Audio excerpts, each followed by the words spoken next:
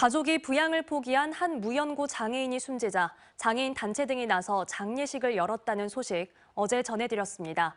무연고자를 위한 공영 장례 제도가 있지만 대부분 약식이다 보니 고인을 제대로 추모하기 어렵다고 판단한 건데요.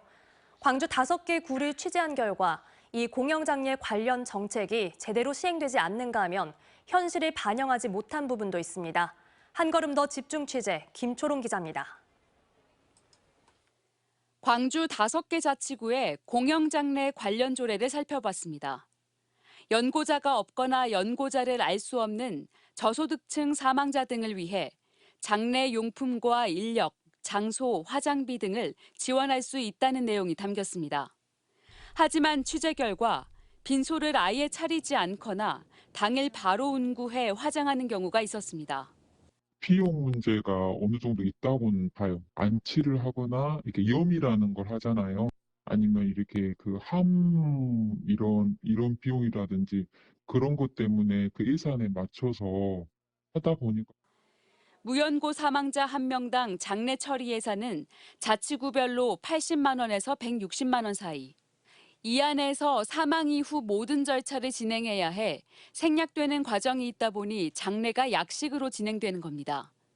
자치구마다 추모 기간과 방식 등이 모두 제각각이라 형평성에 어긋난다는 지적도 있습니다. 앞으로가 더 문제입니다. 지난 2022년 무연고 사망자 수는 4,800여 명으로 10년 사이 5배 가까이 증가했습니다. 인구가 줄면서 고령화도 빨라지고 1인 가구는 늘고 있어 앞으로 무연고자는 더 늘어날 것으로 예상됩니다. 특히 병원이나 요양원 등에서 오래 지내다가 사망할 경우 가족들이 시신 인수를 거절해 무연고자로 분류되는 경우가 종종 있다고 현장 관계자들은 말합니다. 하지만 저소득층이 아닌 무연고 사망자는 공영장례 대상에도 포함되지 않아 대부분 바로 화장터로 보내지는 현실. 일반인 분들도 공영장례를 치르면 죽기는 하겠다. 근엄하게 보내드려야 될 그런 필요성이 점점 제기가 되고 있으니까.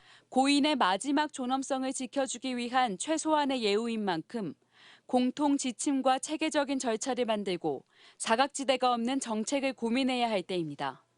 MBC 뉴스 김초롱입니다. 언제 어디서나 내 손 안의 뉴스. 광주 MBC 뉴스 유튜브 구독으로 함께하세요.